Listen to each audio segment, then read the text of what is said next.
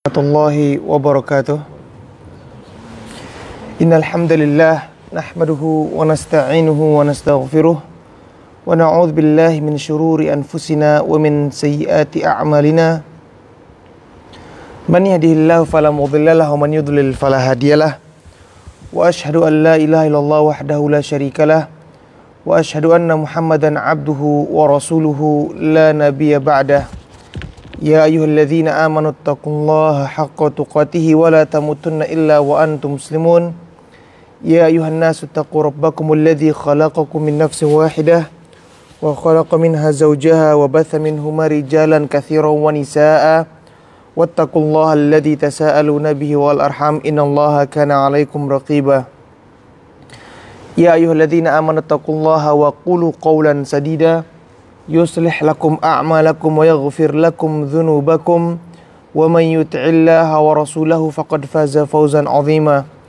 Amma ba'du fa inna asdaqal hadithi kitabullah wa khairul huda huda Muhammad sallallahu alaihi wasallam wa syarrul umuri muhdatsatuha fa inna kulla muhdatsatin bid'ah wa kulla bid'atin dhalalah wa kulla dhalalatin finnar.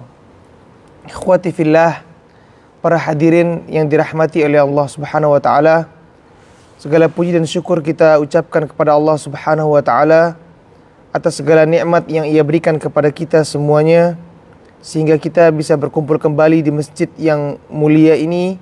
Kembali kita melanjutkan kajian kita dan kita telah sampai pada bab yang ke-36, babun nafaqati 'alal iyal, bab menafkahi anak atau menafkahi orang-orang yang menjadi tanggungan kita, dan merupakan metode Al-Imam Nawawi. Sebelum membawakan hadis-hadis, beliau akan menukilkan beberapa ayat dari Al-Quran, dan pada kesempatan ini kita akan membacakan 3 potongan ayat yang berasal dari surat Al-Baqarah ayat 233, surat At-Talaq ayat ke-7, dan surat Saba ayat ke-39, di mana Allah Subhanahu wa taala berfirman, A'udzubillahi minasyaitonir rajim, wa 'alal mauludi lahu rizquhunna wa kiswatuhunna bil ma'ruf. Allah Subhanahu wa taala firman, wa 'alal mauludi lahu rizquhunna wa kiswatuhunna bil ma'ruf, dan bagi ayah kewajibannya untuk memberikan nafkah kepada anak dan istrinya dengan cara yang ma'ruf. Ayat yang kedua dalam surah At-Talaq ayat ke-7, Allah Subhanahu wa taala berfirman, liyunfiq dzu sa'atin min sa'atihi wa man qudira 'alaihi rizquhu falyunfiq mimma ataahu Allah. La yukallifullahu nafsan illa ma ataaha. Maka bagi orang-orang yang diberikan kelebihan rezeki oleh Allah untuk menginfakkan kelebihan harta yang ia miliki, dan barang siapa yang Allah sempitkan bagi dirinya rezekinya, maka dia berinfak dari apa yang ia dapatkan dari Allah Subhanahu wa taala, sekedar atau sebatas apa yang ia dapatkan dari Allah Subhanahu wa taala. La yukallifullahu nafsan illa ma ataha. Dan Allah tidak akan membebani seseorang kecuali apa yang ia mampu untuk untuk kerjakan. Dan ayat yang terakhir dalam surat Saba ayat ke-39, Allah Subhanahu wa taala berfirman, qul inna rabbi yabsutur rizqa liman yasha'u min ibadihi. Katakanlah wahai Muhammad, sungguhnya Rabbku yaitu Allah membukakan rezeki bagi siapapun yang ia kehendaki dari hamba-hambanya. Wa yaqdirulah, dan menyempitkan rezekinya. Wa ma anfaqtum min syai'in fahuwa yukhlifuh, dan apapun yang kalian infakkan ya di jalan Allah, maka Allah akan menggantikan baginya. Wa huwa khairur raziqin, dan Allah Subhanahu wa taala sebaik-baik Maha pemberi rezeki. Dari 3 ayat ini, hadirin dirahmati Allah Subhanahu wa taala, kita mengetahui bahwasanya kewajiban dari seorang ayah atau seorang suami untuk memberikan nafkah bagi anak-anak mereka atau istri mereka. Maka sebelum kita menjelaskan ayat ini secara lebih detail, maka kita akan menjelaskan makna dari kata al-iyal. Sesuai dengan judul bab yang dibawakan oleh Imam An-Nawawi, di sini dikatakan babun nafaqati 'alal iyal. Bab menafkahi iyal. Maka al-iyal dalam bahasa Arab humul ladzina ya'uluhumul insan min zaujatin aw qaribin aw mamlukin. Setiap orang-orang yang ditanggung baik dari istri ataupun kerabat ataupun budak yang ia miliki. Taib. Berarti seseorang yang memiliki istri, memiliki anak atau memiliki kerabat, ya, atau memiliki budak, maka orang-orang tersebut merupakan orang-orang yang wajib untuk ditanggung, dinafkahi oleh seorang pria, di mana istri telah kita jelaskan pada bab sebelumnya tentang hak-hak istri atas suaminya, di mana istri harus mendapatkan nafkah dari suaminya sesuai dengan apa yang suaminya itu gunakan. Ya, di mana Rasulullah SAW menyebutkan dalam salah satu hadisnya, engkau memberikan ia makan sebagaimana engkau makan, engkau memberikan ia pakaian sebagaimana engkau menggunakan pakaian. Maka istri sudah kita jelaskan haknya untuk mendapatkan nafkah dari suami pada bab yang sebelumnya. Au qaribin, ataupun qarib, yaitu kerabat, di mana kerabat juga memiliki hak untuk kita melakukan perbuatan baik kepada mereka, khususnya ketika kerabat atau saudara-saudara kita, khususnya saudara kandung kita, dan di mana mereka tidak memiliki kemampuan untuk apa? Untuk menafkahi diri mereka sendiri, dan kita merupakan orang yang menggantikan posisi ayah kita, di mana hadirin dirahmati Allah Subhanahu wa taala, untuk ya menafkahi keluarga ini, maka ada beberapa syarat yang harus kita perhatikan sehingga kita dikategorikan sebagai orang yang menafkahi mereka. Maka syarat yang pertama, kita sebagai orang yang memberikan nafkah kepada mereka termasuk orang yang mampu. Karena kalau kita tidak mampu memberikan nafkah untuk kerabat kita, baik itu saudara kita, ya, ponakan kita, ayah kita terutama, atau mungkin paman kita misalnya, orang-orang terdekat dari kita, maka kita sendiri sebagai orang yang memberikan nafkah, kita termasuk orang yang mampu atau memiliki kelebihan untuk menafkahi mereka.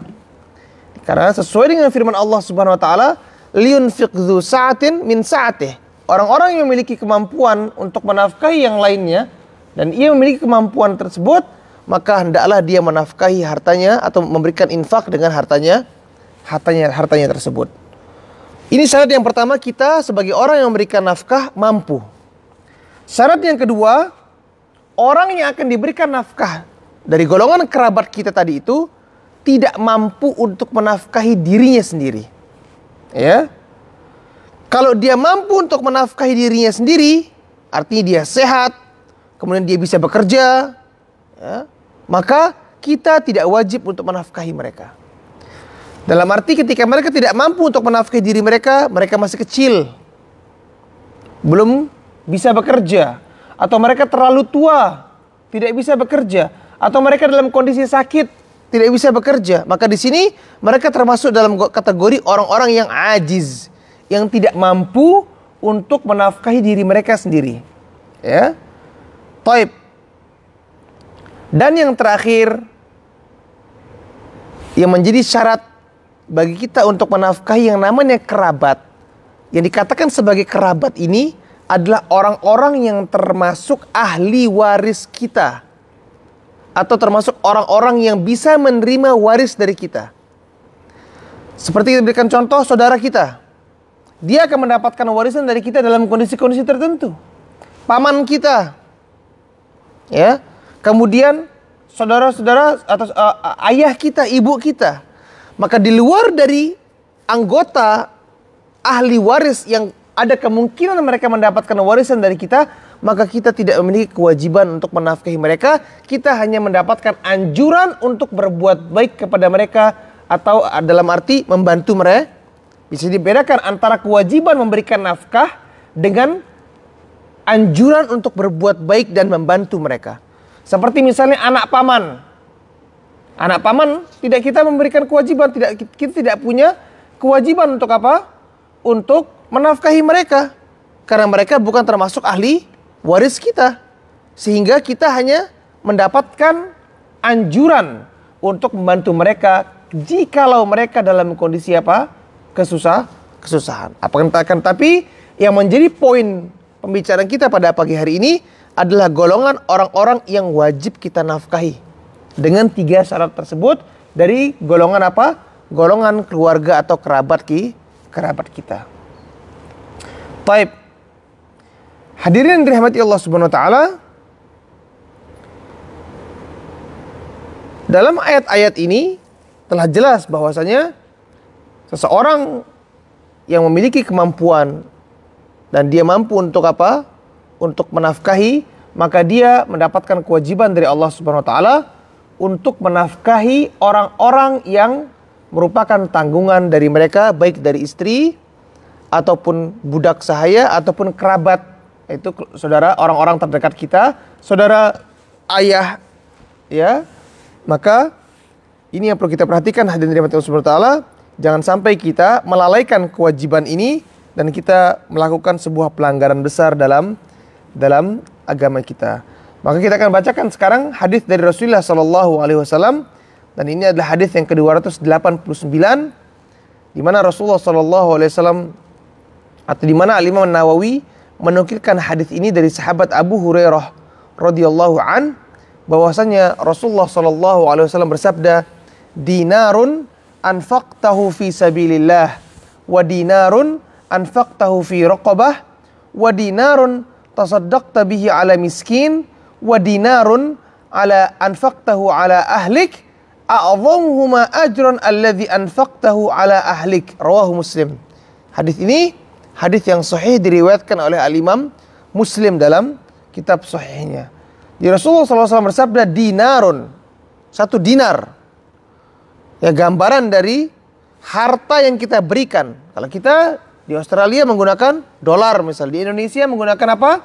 Rupiah. Maka di sini Rasulullah menyebutkan dengan kata dinar, 1 dinar. Yang engkau dinar itu, dan dinar itu adalah mata uang yang menggunakan emas, ya.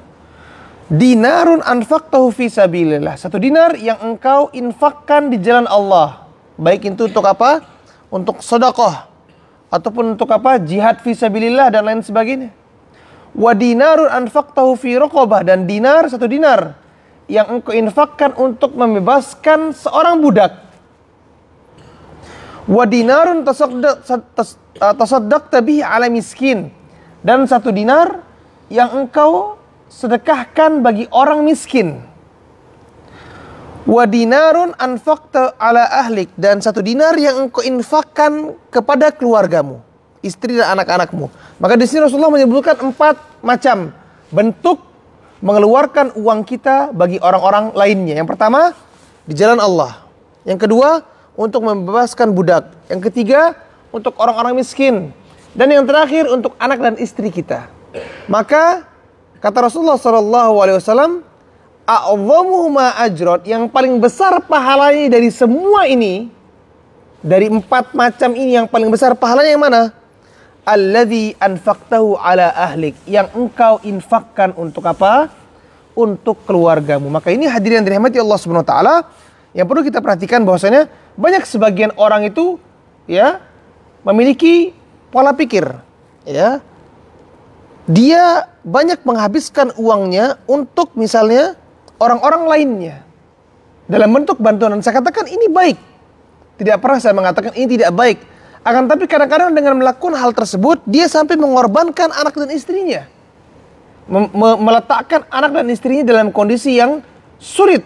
Oleh karenanya, ketika dia memiliki harta, yang sebaiknya ia lakukan, yang ia prioritaskan untuk ia berikan adalah terutama, yang pertama-tama adalah anak dan istri dan istrinya. Sesuai dengan hadis Rasulullah Shallallahu Alaihi Wasallam. Karena ketika kita bersikap dan kita beribadah, kita berusaha untuk mendapatkan pahala yang terbaik dari setiap perilaku dan hal yang kita kerjakan di muka bumi ini. Sehingga dari jenis 4 jenis mengeluarkan atau membelanjakan harta kita karena Allah Subhanahu wa taala, maka memberikan makan anak dan istri kita itu merupakan apa? Pahala yang paling besar yang kita dapatkan dari Allah Subhanahu wa taala. Hadis yang lainnya Rasulullah sallallahu alaihi wasallam menyebutkan, ya, afdalu dinarin yunfiqur rajulu, seafdal-afdalnya harta atau dinar, uang yang diinfakkan oleh seseorang adalah dinarun yunfiqhu ala iyalihi, yaitu dinar atau harta yang ia infakkan, dia belanjakan, ia gunakan untuk menafkahi anak dan istrinya. Wa dinarun yunfiqhu ala dabatihi fi sabilillah. Kemudian setelah itu baru dinar yang ia infakkan untuk membelanjakan tunggangan di jalan Allah Subhanahu wa taala. Artinya apa? Mempersiapkan untuk apa? Mempersiapkan untuk sarana orang-orang untuk berpergi jihad di jalan Allah Subhanahu wa taala. Sebagaimana yang banyak dilakukan oleh sahabat Rasulullah sallallahu alaihi wasallam ketika telah datang panggilan jihad, maka mereka mengeluarkan harta-harta mereka untuk diberikan kepada Rasulullah sallallahu alaihi wasallam untuk dijadikan peralatan perang, persenjataan dan kelengkapan perang melawan musuh-musuh Allah Subhanahu wa taala. Wa dinarun yunfiquhu ala ashabihi fi sabilillah.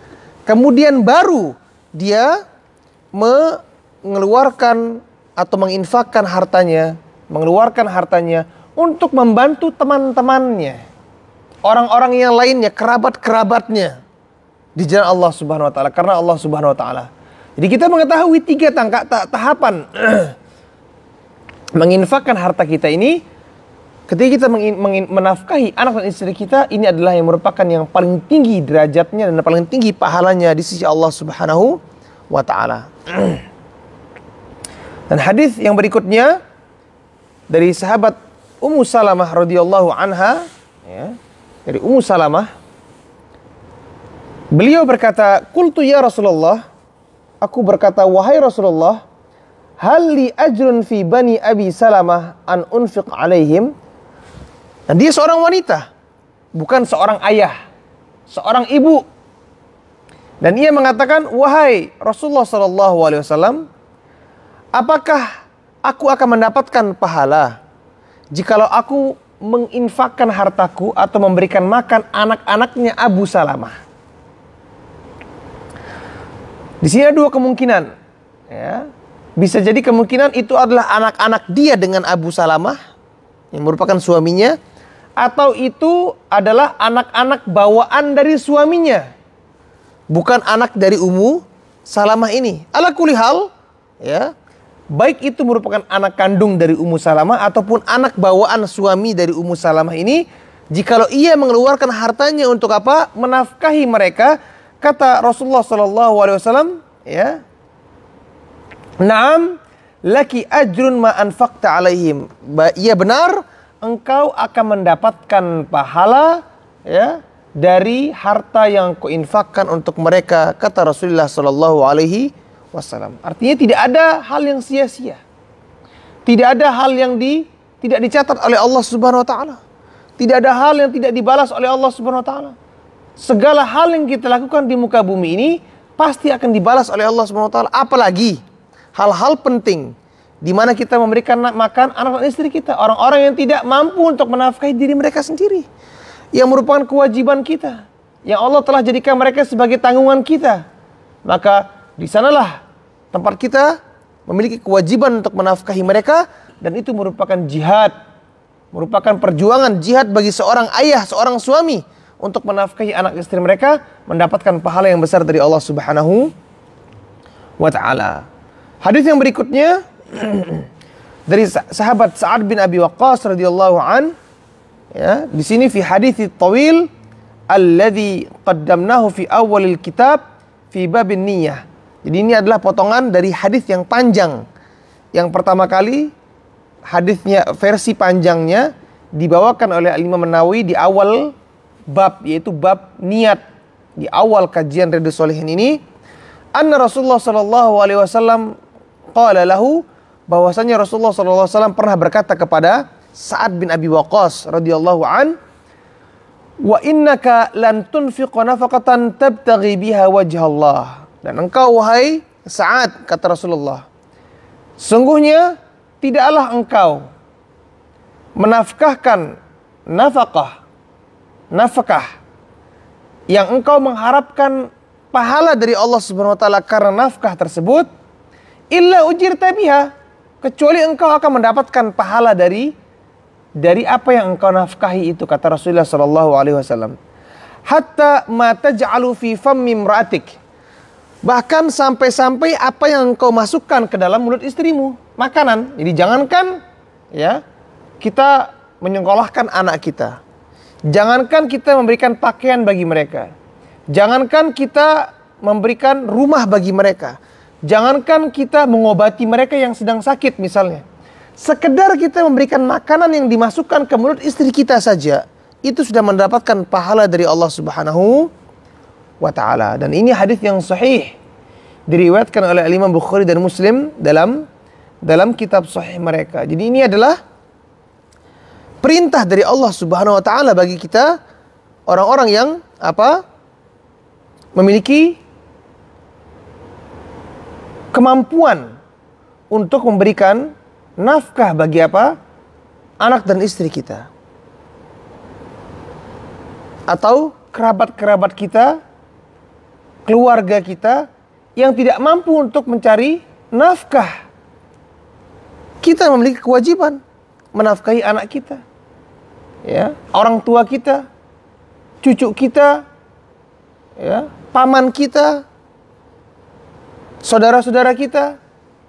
Maka ini merupakan semua tanggungan bagi kita jikalau kita mengetahui mereka tidak memiliki kemampuan untuk untuk mencari nafkah. Taib. Hadis yang berikutnya, dan kebanyakan hadis atau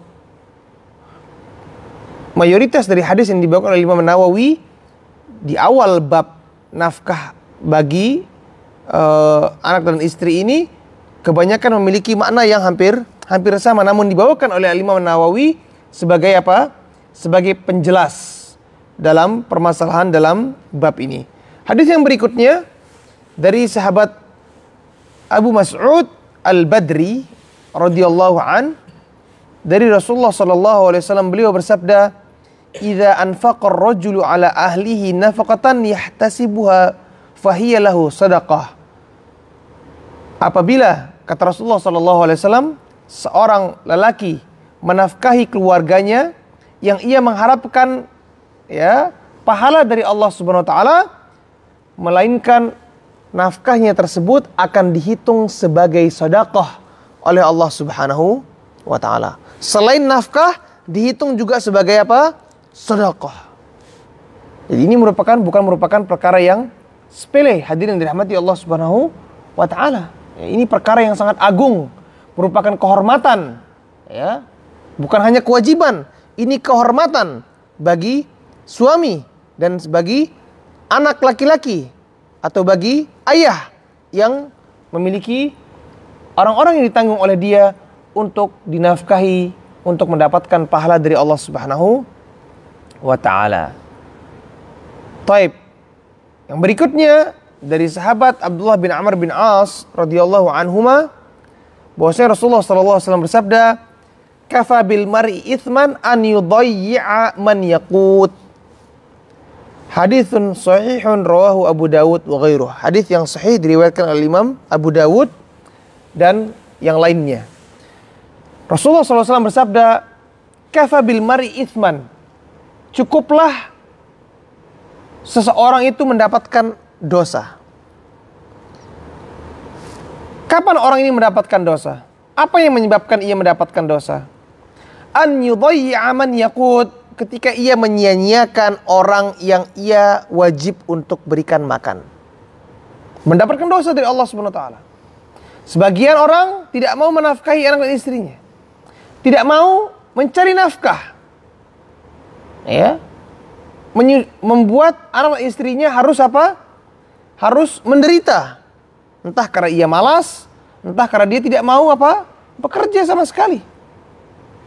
Maka ketika ia menyia-nyiakan orang-orang yang wajib ia berikan makan ini, ia akan mendapatkan dosa dari Allah Subhanahu wa taala. Kata Rasulullah, kafa bil mar'i itsman, cukuplah seseorang itu mendapatkan dosa ketika ia menyia-nyiakan orang-orang yang wajib ia berikan makan. Anak, istri, ya, saudara kita, orang tua kita tahu mereka tidak mampu untuk mendapatkan apa? Rezeki, mencari nafkah. Lantas kita tidak mau memberikan nafkah kepada mereka, maka kita akan mendapatkan dosa dari Allah Subhanahu wa taala. Ini adalah ancaman dari Rasulullah SAW. Bagi kita, seorang ayah, seorang suami, ya, harus memenuhi kewajiban ini dengan memberikan nafkah orang-orang yang ada di sekitar kita. Dan hadis yang terakhir, ya, Rasulullah SAW bersabda, dan ini dibawakan oleh al-Imam diriwayatkan oleh sahabat Abu Hurairah radhiyallahu an, bahwasanya Rasulullah SAW bersabda, ma min yaumin yusbihul ibadu fihi illa malakani yanzilan. Tidak ada suatu hari yang seseorang itu terbangun di pagi harinya. Artinya setiap hari selalu ada hal ini terjadi. Apa hal tersebut? Illa malakani yanzilani, kecuali ada dua malaikat yang turun setiap pagi. Turun dari mana? Turun dari langit. Ya. Dua malaikat yang turun setiap pagi. Fayaqulu ahaduhuma, yang dua malaikat ini salah satunya selalu mengatakan, Allahumma a'ti munfiqan khalafa. Ya Allah, berikanlah balasan kebaikan bagi orang-orang yang menafkahkan hartanya.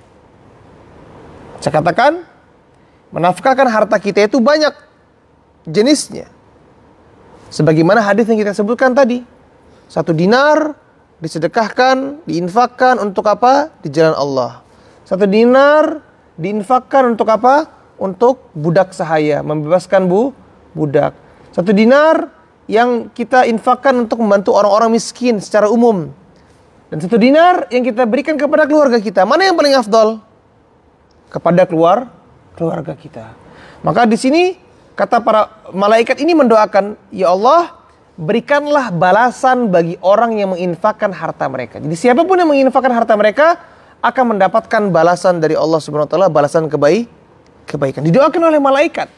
Dan sebagaimana kita ketahui, hadirin dirahmati Allah Subhanahu wa taala, ketika malaikat itu mendoakan suatu doa, kemungkinan doa tersebut dikabulkan oleh Allah Subhanahu wa taala besar apa tidak? Besar. Dan dikabulkan oleh Allah Subhanahu wa taala. Kalau kita mau menggunakan, ya, logika kita, orang yang lebih soleh di mata Allah Subhanahu wa taala dari kalangan umat manusia memiliki kesempatan untuk dikabulkan doanya oleh Allah Subhanahu wa taala lebih besar dibandingkan dengan orang yang lebih banyak dosanya. Karena di antara sebab doa kita ditolak oleh Allah Subhanahu wa taala, tidak dikabulkan oleh Allah Subhanahu wa taala, dikarenakan dosa-dosa yang kita kerjakan. Di antara sebab doa kita tertolak, tidak dikabulkan oleh Allah ketika kita meminta kepada Allah karena dosa-dosa yang kita lakukan selama ini.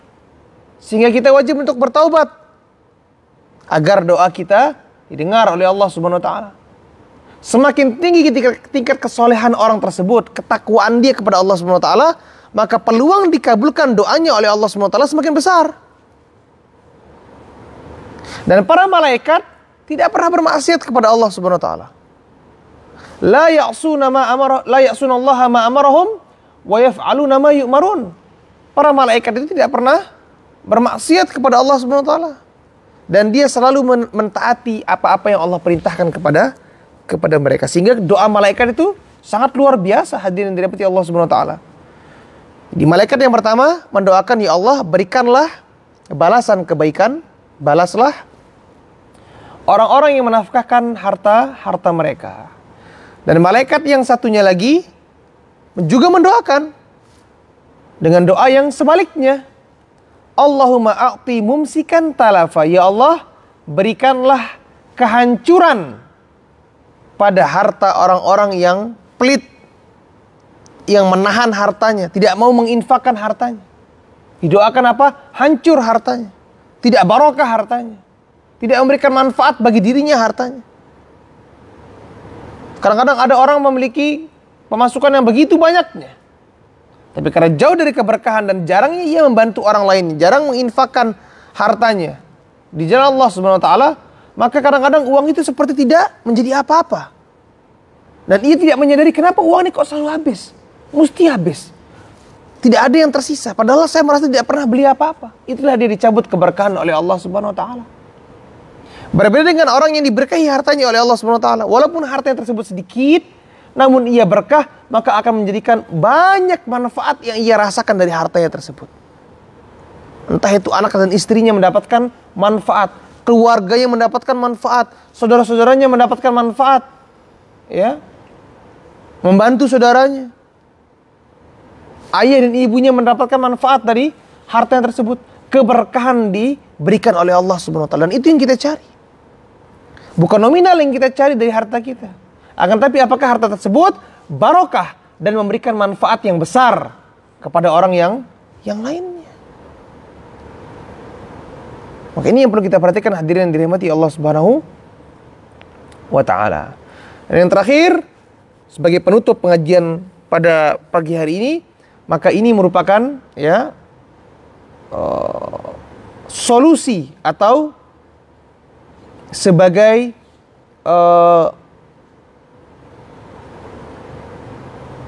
hal yang harus kita perhatikan, di mana Rasulullah SAW menyebutkan al-yadul ulya khairun minal yadis sufla. Tangan di atas lebih baik daripada tangan di bawah. Dan ini merupakan apa? Anjuran bagi kita untuk mencari nafkah. Tidak malas. Ya, tidak meminta-minta.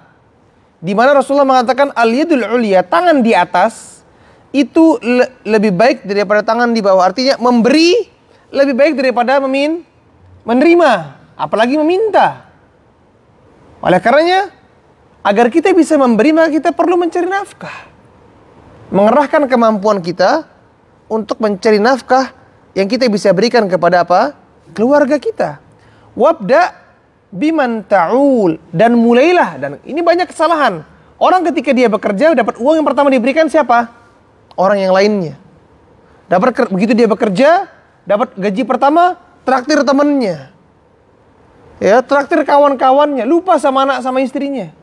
Maka Rasulullah mengatakan wabda biman ta'ul, mulailah dari orang-orang yang wajib engkau nafkahi, itu anak dan istrimu. Ini yang kita perlu kita perhatikan. Dan banyak merupakan apa? Kebiasaan dari orang-orang yang kita ketahui, gaji pertama traktir temannya, ya, ngajak makan-makan teman-temannya. Apa jasa mereka dalam hidup Anda? Apa yang ia telah perbuat bagi Anda dalam kehidupan Anda? Lihat anak dan istri kita. Istri kita yang memiliki jasa besar, melayani kita setiap harinya, bersama kita ketika saat senang dan susah. Teman itu hanya pada saat senang saja, pada saat susah ngilang. Ya, dan ini kenyataan yang terjadi. Lantas kita mau membelanjakan harta kita untuk mereka?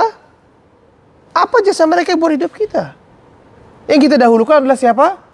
Anak dan istri kita, kerabat kita, kemudian setelah itu orang-orang terdekat kita. Sehingga jangan kita salah program, akhirnya kita baik sama orang, akan tapi kita pelit sama keluarga sendiri. Ini yang perlu di reset program seperti ini nih. Itu error programnya. Baik sama orang, tapi pelit sama keluarga sendiri. Dan ketahuilah, hadirin yang dirahmati Allah Subhanahu wa taala, semakin banyak kita membelanjakan harta kita untuk anak dan istri kita, maka akan semakin banyak dibalas oleh Allah Subhanahu wa taala. Jangan pernah takut merasa miskin. Jangan pernah takut miskin Anda membelanjakan harta Anda di anak dan istri yang keluarga Anda. Allah akan jadikan kalian atau Anda kaya, dibalas berlipat-lipat oleh Allah Subhanahu wa taala. Jangan pernah ragu atas janji Allah Subhanahu wa taala. Wa khairus sadaqati ma kana ala dhahri ghina wa man yasta'fif yu'iffuhullah wa man yastaghni yughnihillah. Dan sebaik-baik sedekah kata Rasulullah sallallahu alaihi wasallam maka an dhahri ghina, yaitu adalah ketika ya kita dalam keadaan cukup. Wa man yasta'fif yu'iffuhullah, dan orang yang tidak mau meminta-minta karena ingin menjaga kehormatannya, maka Allah akan jaga kehormatannya. Jadi ada orang yang dia tidak mampu, tapi tidak mau minta-minta dia. Dia memiliki apa? Harga diri. Tidak mau dia meminta-minta, dia lebih memilih untuk apa? Bersabar di dalam kesulitan yang Allah takdirkan untuk dirinya. Tidak mau dia begitu mudahnya untuk apa? Meminta-minta kepada orang yang lainnya. Dan orang-orang yang seperti ini menjaga iffah, kehormatan dan harga dirinya, maka Allah Subhanahu wa taala akan apa? Menjaga kehormatannya, menjaga harga dirinya. Wa man yastaghni yughnillah, dan orang yang merasa cukup, ya, tidak perlu untuk apa? Meminta-minta kepada orang yang lainnya, maka Allah akan cukupkan bagi dirinya. Walaupun ia tidak memiliki harta yang banyak, tapi Allah berikan ia rasa cukup dalam hatinya. Tidak pernah ia merasa kurang dalam hidupnya. Ya. Karena ada orang yang punya uang banyak tapi tidak pernah merasa cukup. Tidak pernah terus merasa kurang saja. Sehingga kekayaan atau kaya hati tersebut adalah pemberian dari Allah Subhanahu wa taala. Kita yang harus apa? Melatih diri kita untuk merasa cukup atas apa yang Allah berikan kepada kita, sehingga Allah akan cukupkan bagi kita apa-apa yang kita miliki. Jadi ini hadirin yang dirahmati Allah Subhanahu wa taala, tentang kewajiban seorang laki-laki atau seorang ayah atau seorang suami, seorang kakak, seorang adik, ya, yang memiliki orang-orang yang di sekitarnya yang ia wajib untuk nafkahi, maka ketahuilah bahwasanya harta yang kita belanjakan untuk mereka, harta yang kita infakkan untuk mereka akan dibalas oleh Allah Subhanahu wa taala, sehingga kesempatan yang sangat besar ini jangan kita sia-siakan untuk meraih pahala terus-menerus dari Allah Subhanahu wa taala. Semoga Allah Subhanahu wa taala memudahkan jalan kita untuk memberikan nafkah bagi anak dan istri kita, dan semoga Allah Subhanahu wa taala memberkahi harta kita, dan semoga Allah Subhanahu wa taala memberikan kita rasa cukup dan memberikan kita rasa cukup atas pemberian Allah Subhanahu wa taala kepada diri kita. Saya cukupkan sampai di sini. Subhanakallahumma bihamdika asyhadu an la ilaha illa anta astaghfiruka wa atubu ilaik. Assalamualaikum warahmatullahi wabarakatuh.